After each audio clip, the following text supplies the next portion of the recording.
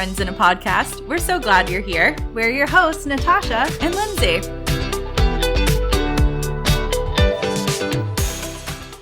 So one of my favorite moments in Friends is the episode where everybody's finding out about Chandler and Monica. Oh yeah, I like that episode. And there's a phrase that's like iconic now, but it was they don't know that we know they know we know. Yes, one of my favorite quotes from that. And I think that is a really great example of what we're talking about today, because how often do we share something with somebody and we're like, oh, this will just like stay between us. And then we find out that they don't know that we know that they know we know. Yeah. And then what about like when you find out that they did know that you knew that they knew, but they didn't think that you knew, and then everybody knows. And then it's awkward. Yeah, it's very awkward. About today's episode, as we jump into talking a little more about friendship, and we've covered confrontation in friendship. And I think one of the things that leads to confrontation sometimes can be the word gossip. And that's such a big word. Mm-hmm. It feels kind of gross, right? Like when you hear the word gossip, you're like, oh, I don't like it. Yeah, no, I agree. When we were looking up like our opening icebreaker, if you will, there were some questions in there, and one of them was like, do you lean into gossip or out of gossip? And I thought, how many times have I leaned into gossip and not walked away from gossip though?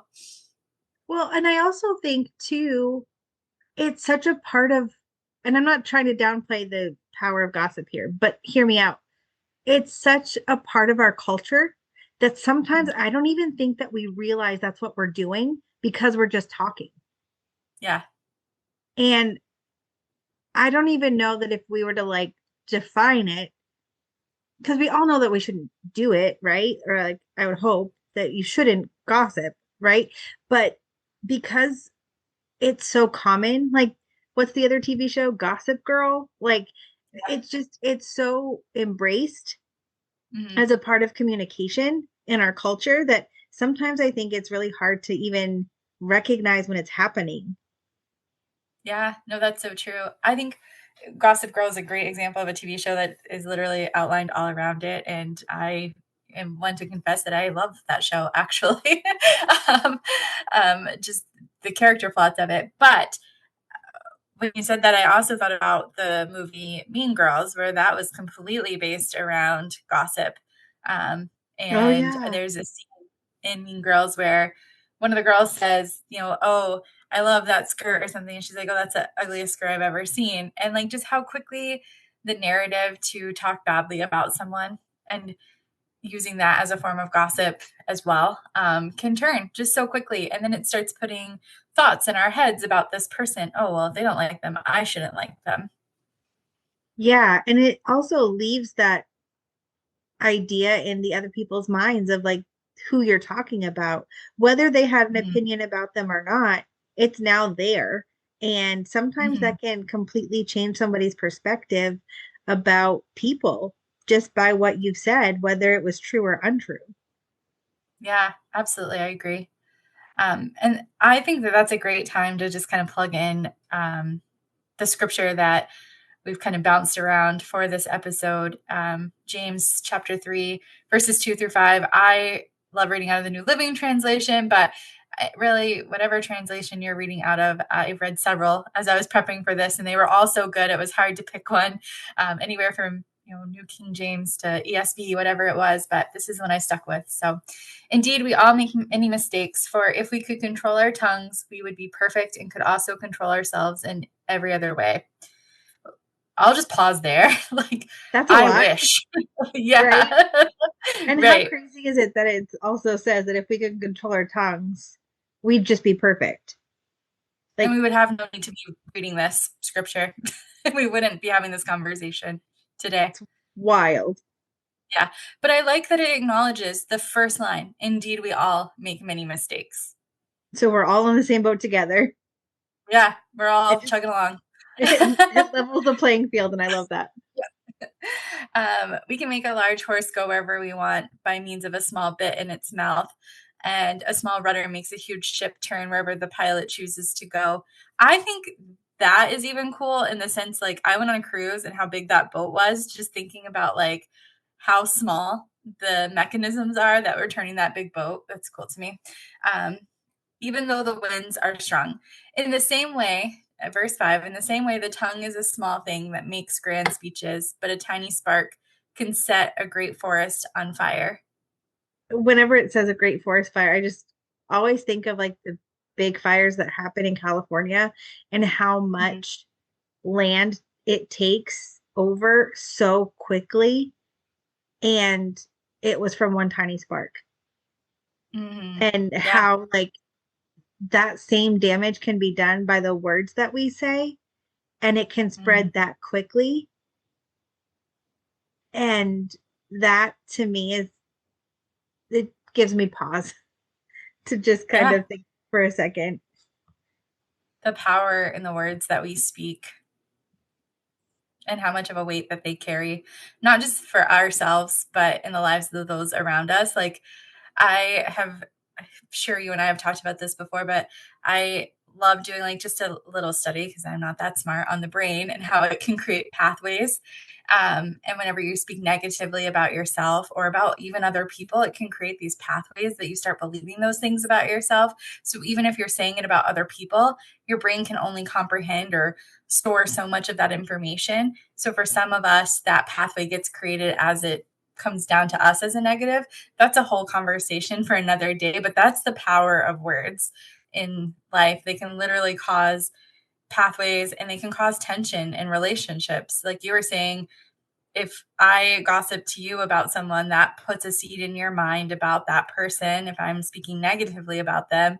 And then it just creates this unnecessary tension the next time that person's around. And eventually they're going to catch on to that and feel that as well. 100%. And just like the wildfire analogy that we got from the scripture, like how quickly those things spread and whether they're true or untrue. Because oftentimes, like the game telephone, right? Like you say one thing to one person, then they say it to somebody else, but they're elaborating a little bit more and embellishing the story. And then it becomes untrue. So then by the time it gets back to the person, what they're hearing wasn't even what was said, or there's no context. So then assumptions are made. And now you have a wildfire of stuff blazing around you because of one conversation or one comment. And that can't be undone quickly. You can definitely reestablish trust, but the damage is still there and it takes a lot to work through. Yeah, absolutely. I had a leader one time give the analogy of like once trust is broken, it's like a broken leg, and you have to go through all the steps of repairing that broken leg and, Mm. putting it, sometimes you have to re-break it. And so that's addressing the hard moment that happened, right? And then you have to put the cast on it, and you have to walk through the healing season of that. And then you have to go through physical therapy, and that's the building of the trust piece of it. And if we had just aligned our words with the scripture and really thought about what we were going to say before we said it, we could avoid a whole lot of the leg breaking process. Yeah, I couldn't agree more. It's kind of like when we used to do kids ministry. There was an object lesson we would do to illustrate this often, and it's the tube of toothpaste. Have you seen that Mm-hmm. one? So Yeah. like you squeeze it and you say like, so you have a tube of toothpaste and that represents your words, and you tell them to, but they don't know that, right? So call up somebody, they squeeze out the toothpaste out of the tube, and then you tell them to put all the toothpaste back in. That's impossible. You can't put toothpaste back into a tube once it's been squirted out. And it's the same with our words. We can't take our words back once they've been said. And whether they're negative or positive, I mean, positive words usually land better. But when we're saying negative things to other people, those don't get to be put back in. And I've had so many times of regret and those moments where I wish I could put the words back in my mouth and not have said them, because I know how it affected the person or the people in the situation, or I just felt guilty or bad for how I just treated people that were close to me by saying those things out loud to somebody else. Mm-hmm. And you can't take it back. And so you can apologize, but there's still toothpaste everywhere and you're covered in it. Yeah. Yeah. And I want to zero in on like that one piece of it because like if you're the one saying the things to someone else about another person, the person that you're having the conversation with isn't responsible for the words coming out of your mouth. And so now you've put them in a predicament of, well, what do I do with this information? Do I go to the other party and say, hey, I, you know, just want to make you aware that this conversation happened and I'm sorry that I listened to it?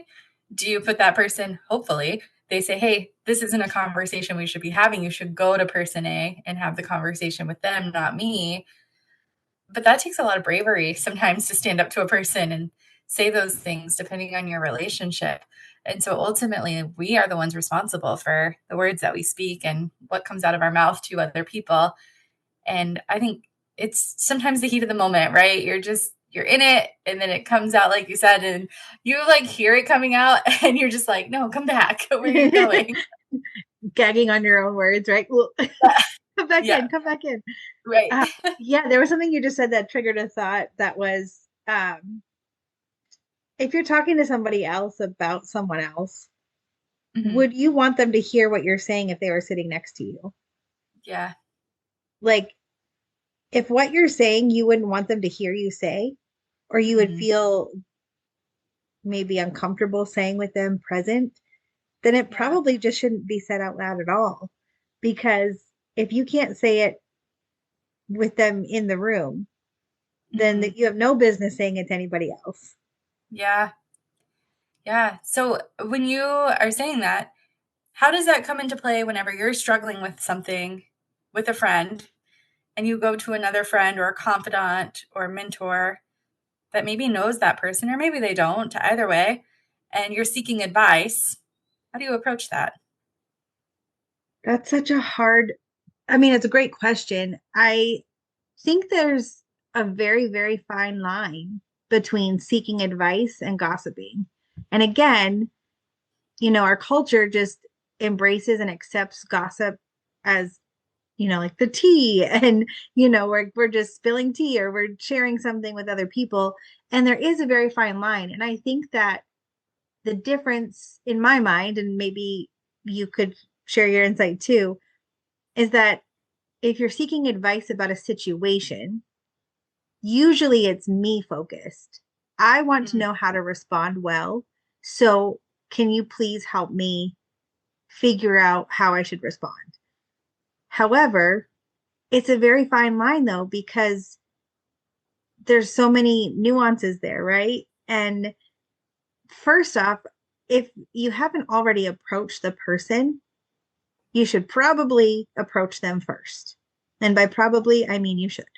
Um, like, and if you've approached them and like it's not getting better, then seeking advice would make sense.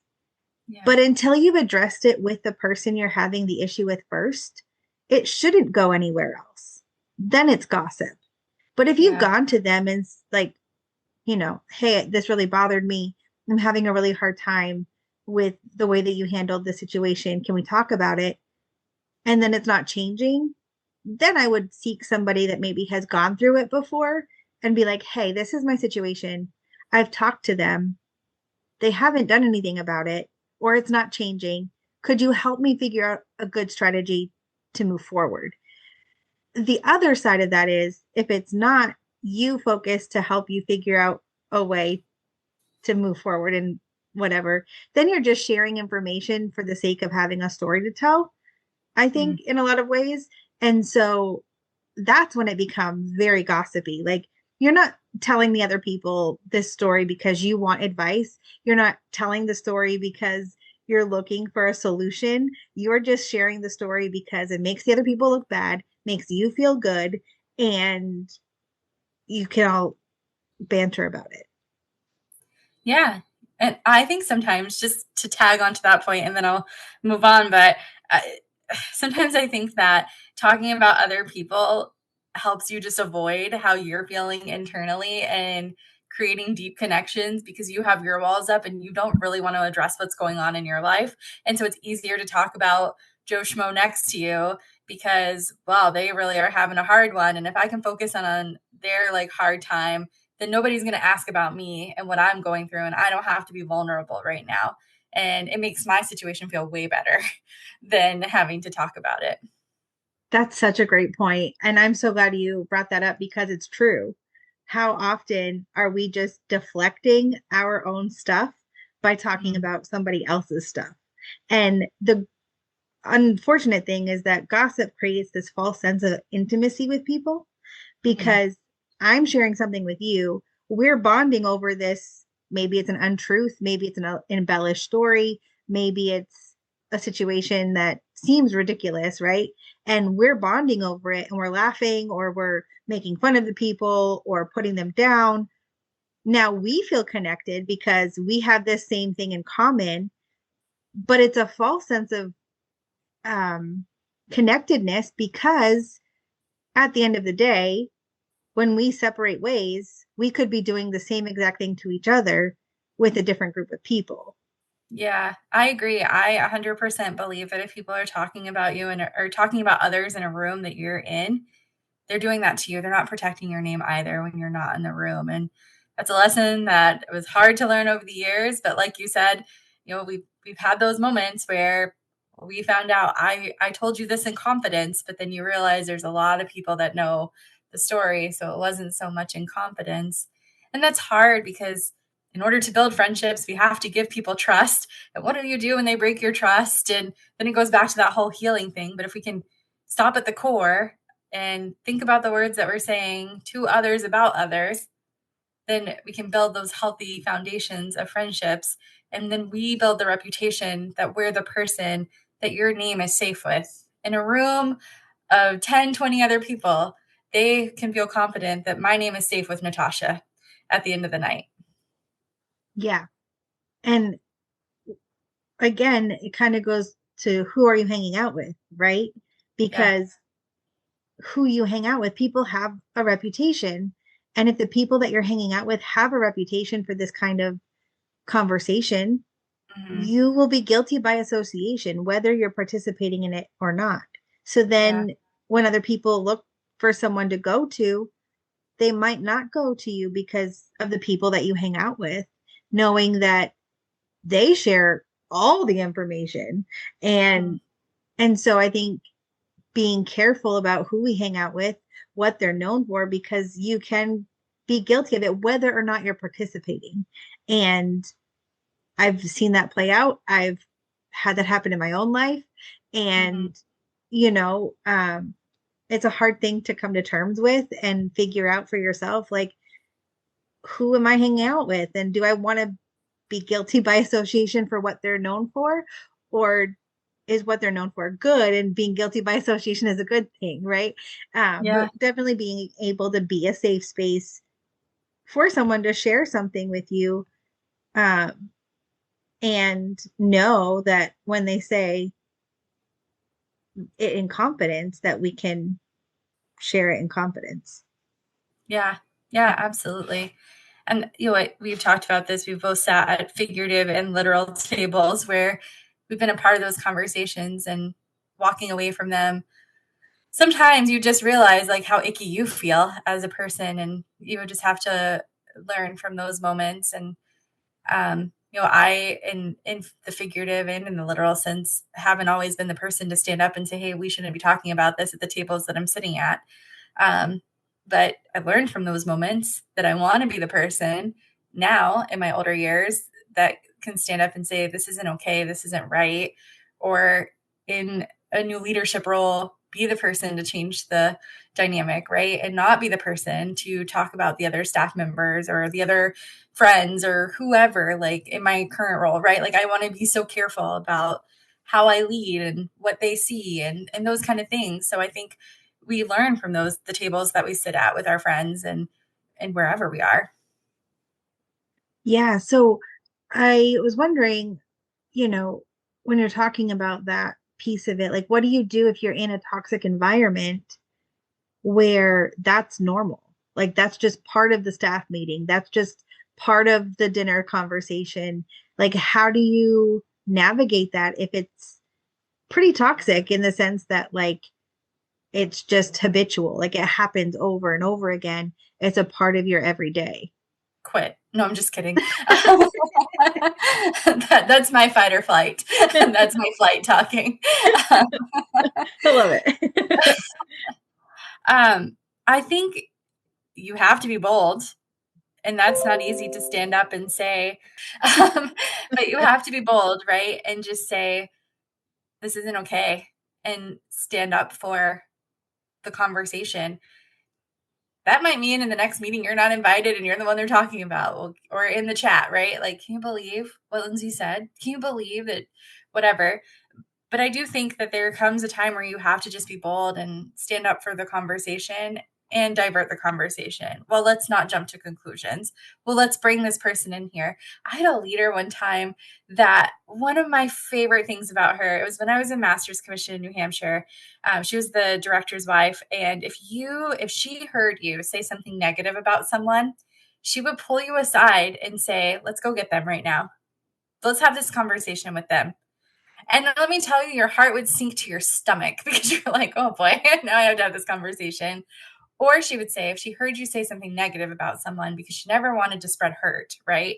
So if I Yeah. said they're a jerk or whatever, she would never have me go to that person and approach that person with that. But she would say, I want you to say 3 nice things. And it was always 3 times 1. So if I said 1 negative thing, I'm saying 3 positive things about that person. If I said Mhm. 2, I'm saying 6. And she would make you stop and think about the person. And it did start changing the perspective of the person. Oh, well, they're actually really kind. They have a really good sense of humor. They would go out of their way to do anything for anyone. They're so welcoming. And like then it reverses the conversation. And I wish I could be more like that. I wish I could be that bold. But that was always something that stuck out with me. It never mattered what we were doing, what we were in the middle of. She would pull somebody aside immediately and make them do one of those 2 things.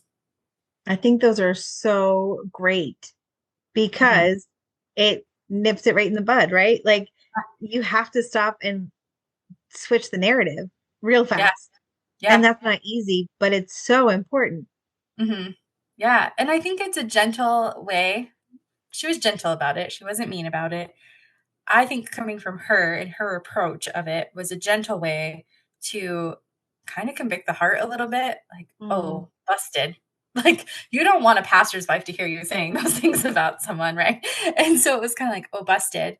But I think if we could all be a little bit more bold and a little bit more protective of other people's names in a room around us, we could all be better for it at the end of the day. 100%. The And other, oh, go ahead. oh, yeah, no, go ahead. I was just going to say the other thing that as I was prepping for this, I had heard a sermon many years ago, but the pastor had asked, like, when's the last time you went to the Lord with your concerns about what you're walking through with a person, going back to the advice seeking side of things, and how to approach them before seeking the counsel of man. And again, I think that there is wisdom sometimes in counsel that should be sought when we can't figure out how to approach something on our own. Getting another person's perspective isn't bad. We don't just don't have to name drop the person when we do it, but have we even prayed about it first? Because sometimes in my own life, I've sought man's counsel before I've even prayed about something to get peace. Because let's be honest, that there are sometimes conflict and confrontations that are internal that we never even have to bring to our friends because we're the ones that's walking through the turmoil, and we think that our friend is the person doing it to us, and we kind of take on this mentality of, well, they're in the wrong, when really maybe we need to reflect inward and realize, oh, maybe I'm the one in the wrong right now. And so we can seek all the advice of man all day long, and if they're our friend, they might naturally take our side. So just being mindful of that as well. And sometimes I think that we go to other people first because we want that validation of, Yeah. hey, they did this to me and that was so rude or that was wrong of them. And we want them to agree with us, be like, yeah, absolutely. How dare they do that? Like, I can't Yeah. believe that Lindsey said that about you, and You want to feel and validated. Yeah. 100%. And sometimes we don't necessarily feel that right away when we're going to the Lord in prayer about it. However, the Lord can convict us gently and say, yeah, you shouldn't have done that. Yeah. But he always does it in love, and he's kind and gracious, and there can be restoration afterwards, right? But then at least we've gone to the right source first, because that's where we need to find our wisdom from. Mm-hmm. As at the end of the day, we said it in the opening scripture, right? We all make many mistakes. Yeah. Every single one of us. Guilty as charged. Hi. And hi, my name's Natasha. I make many mistakes every single Yep. day. And if we had, the ability to not, just like the verse says, then we would be perfect in every way, and we're not. And Yeah. so extending grace to other people and remembering, like, we all make mistakes, Yeah. and we all have our thing that's hard to overcome, but let's try our best to put the next right thing in front of us, change the narrative, be bold, stand up for each other, and hopefully we can start to create environments where it's safe to share things and know that the people we share them with have our back, and that we can be reciprocal in that. Yeah, absolutely. There's it's the acronym THINK, but I can't remember all of it, but I think it starts with like, is it, I can't even think of T right off my head now that I said it. Oh, well. But H is helpful and N is necessary and K is kind. So if anybody knows what T and H are, I should have looked that up before we started. But I just think if we just paused and asked ourselves a few questions, like, is it necessary? Am I being kind? Like, is it Yeah. really, is it true? Is it helpful? That's what the T That's is. it. The That's T is true. yeah. If Is you it got the true? I, let me know. Yeah. Is it I could come up yeah, with my own word. you could. I say that I to my could. children all the time. Like, I feel like it's on repeat, but is it helpful and is it kind? And if the answer to that is no, you don't need to say it out loud. Exactly. Yeah. No, that's so true. That is so true. Because if So you're I not think helping, if it's not helpful, why are you saying it? right, And is it necessary? Like, yeah. Is it going to make the other person better at the end of the day? Is it going to make you a better person for saying it at the end of the day? right, And if we're looking out for each other, then we're really looking out for ourselves too at the end of the day. 100%. Yeah. I think to wrap this up, we have some good little tidbits on advice seeking versus gossip that I wanted to read off here. So for advice seeking, what's the intent? Is it to understand a situation better, grow, or resolve a problem? What's the tone? Are you thoughtful, reflective? Are you including self-accountability? Am I overreacting? How can I handle this better? Boundaries. Are you protecting the identity of others when possible? These are all things we've talked about, but just a little wrap up, especially if it's not essential to solving the issue. Respect. It aims to protect reputations and avoid painting others in a permanently negative light. And then on the opposite end, you have gossip. What's the intent? To vent, to judge, to stir drama, or to your point, to bond over negativity. The tone. Is it dismissive, accusatory, often one-sided? Boundaries, names are dropped freely, private details are shared casually or even exaggerated. That's a big one, right? Like, you won't believe. And then you just start going off. And then, but then, and you're like, oh, none of Right. that actually happened. Yeah. Yes. And respect, little concern for how it affects the person being talked about. Because eventually, even if they're not in the room, it's going to affect them. Yeah, for sure. Yeah. So this week, I would just challenge you to think about your conversations that you're having with your friends, with your family, internally too. Like, what are you thinking about? What are you focused on? Is there a relationship that needs confrontation that maybe you've gone to all the sources, but now it's time to maybe go to that friend? Maybe apologize first if you have dropped their name in places that it didn't need to be dropped. I've had those hard conversations. I get it. It's not easy, and it's a very humbling moment. It is for sure. But it's worth it on the other side, because there can be restoration and hope and good things to come. That's a wrap on this episode of Two Main Friends in a Podcast. Follow us on Facebook or Instagram. You can also send us an email at twomainfriends@gmail.com. And as always, leave us a review wherever you're listening.